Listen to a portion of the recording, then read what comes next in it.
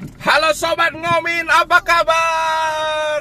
Oke, ini keluargaku Dewi Bisanas lagi dalam perjalanan menuju Bali Safari. Gimana nih yang begadang? Sorry banget kemarin aku nggak bisa mendampingi ngebacotin pertandingan itu. Seperti ini, sudah aku utarakan alasannya ya. Anyway, aku sih bersyukur. Dalam keadaan cederanya Il Capitano, ternyata Inter kelihatannya tidak kesulitan mencetak gol. Jadi mohon dipahami. Ini aku bikin review berdasarkan highlight dan beberapa extended highlight yang compang-comping itu. Tau lah kalau kalian nonton di YouTube yang extended itu kan karena dari sumber tidak resmi, dia lompat-lompat lagi maju lagi mundur. Dan kemudian aku juga melihat statistik dari SofaScore. Nah, seperti yang aku prediksi kemarin, bukan prediksi ya, di preview itu mestinya Inter tidak ada masalah untuk dalam hal pertahanan. Ya kenapa? Karena di pertahanan itu dari awal juga kita sudah kehilangan Bastoni, kehilangan Pavard, tapi pertahanan kita tetap baik-baik saja. Apalagi kemarin Pavard bermain. Nah, yang mengejutkan, bukan mengejutkan sih ya, karena Inzaghi sudah berkali-kali menegaskan bahwa Bisek akan bermain dengan bagus, bahkan pecah telur, Pak. Woi, bisa pecah telur. Dan ini pecah telur, dia itu seorang center back. Gila, Pavard aja belum pecah telur. Wih, benar-benar ini lagi-lagi terbukti jitu sekali ininya Morata dan Ausilio dan Bacin lah ya, biar nggak satu aja yang mendapatkan kredit.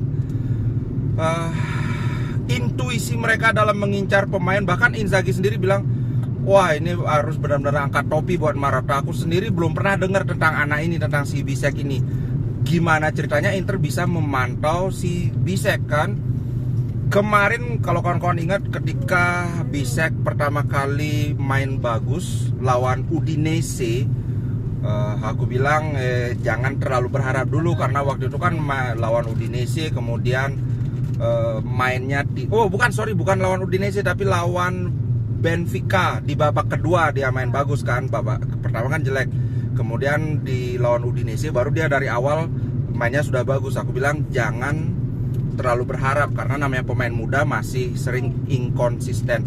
Nah sekarang ini kalau aku tidak salah hitung sudah 3 pertandingan Bisek bermain bagus, sampai Inzaghi sendiri bilang bahwa Pavard sebenarnya sudah siap bermain, tapi aku harus memberikan kesempatan ini kepada Bisek karena Bisek itu bekerja sangat keras dalam latihan, dan dia juga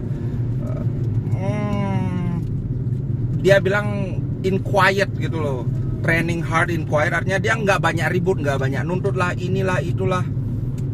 Ini menurutku sangat layak dari Inzaghi memberikan kesempatan kepada Bisek. Aduh ini ya.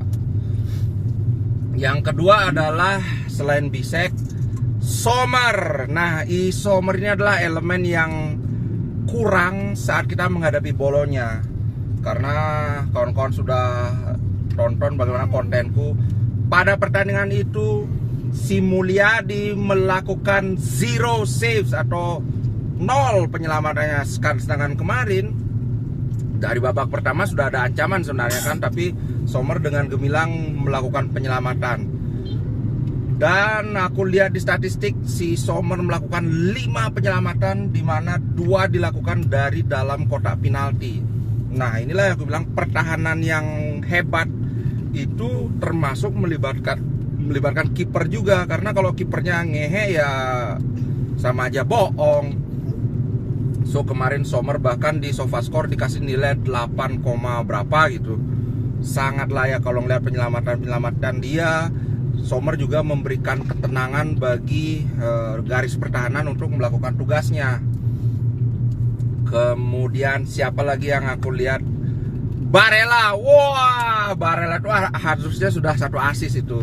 Tapi sayang sekali kalau itu gol, kesempatan kedua dari Arnautovic itu cantik sekali, main antara dribble dikit kemudian satu sentuhan, umpan satu sentuhan, tapi penyelesaiannya ngehe banget. Aduh, Arnautovic ini gimana? Kalau di highlight aku lihat pergerakan dia terlihat tajam, beberapa kali umpan satu sentuhan juga dia lakukan dengan baik. Tapi aku tanya sama teman-teman ngominer di grup kan, ini gimana sih Arnautovic, kayaknya bagus ya mainnya. Ada yang bilang bagus, tapi lebih banyak yang bilang wah enggak, jelek. Kalau di highlight memang bagus, kelihatan dia ada peluang lah, inilah. Tapi kalau nonton kayaknya kurang. Ya aku percaya sama teman-teman aja lah. Karena aku nggak nonton, aku nggak berani komentar terlalu banyak kan, nanti jatuhnya sok tahu jadinya. Yang jelas assist dari Arnautovic sangat keren, dan dia bukan sekedar assist to mid-nya yang keren, tapi bagaimana dia membaca pergerakan Barella. Barella habis ngasih umpan ke Arnautovic langsung akselerasi, di mana pertahanan Lecce juga tidak siap mengawal akselerasi Barella itu, karena mereka sudah semua punya pegangan satu-satu kan. Barella datang dari second line, kasih umpan, habis itu langsung sprint. Waduh, tidak siap mereka, siapa yang harus ini menjaga Barella nih.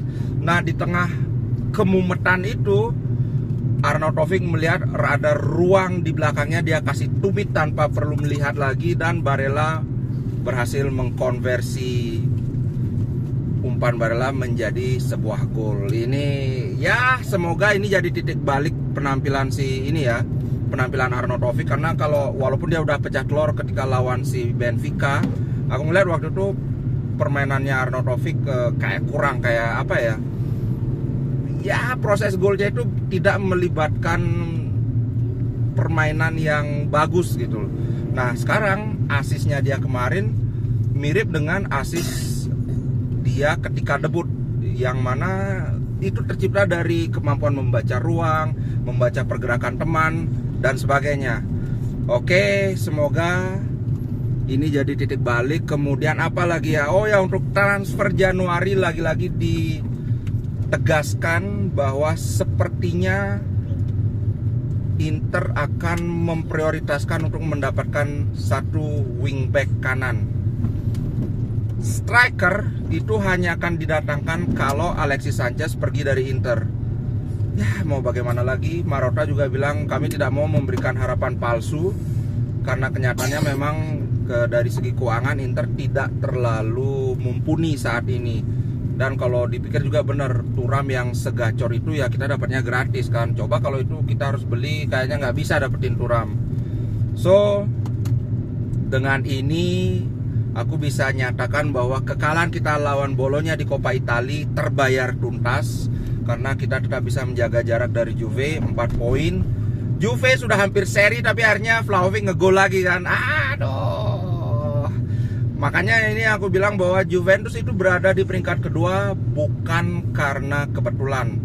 Walaupun permainannya begitu defensif, tapi setiap orang bebas, setiap pelatih bebas mau bermain seperti apa.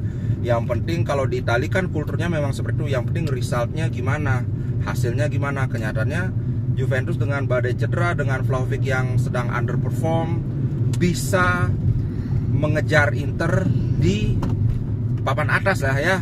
Sampai saat ini kan Milan juga sudah seri lawan Salernitana. Praktis untuk saat ini saingan terberat Inter itu cuma Juventus. Untuk Milan masih bisa dilupakan, kecuali nanti ada kita kalah beruntun di saat yang bersamaan Milan menang beruntun, baru kita harus memperhitungkan Milan lagi. Oke guys, itu dulu. Ini jalannya sudah mulai berlekok-lekok, ini aku harus agak konsentrasi nyetirnya. Ciao, terima kasih. Kalau memungkinkan nanti malam kita live bacot, kalau memungkinkan. Tapi aku akan update lagi ya. Ciao.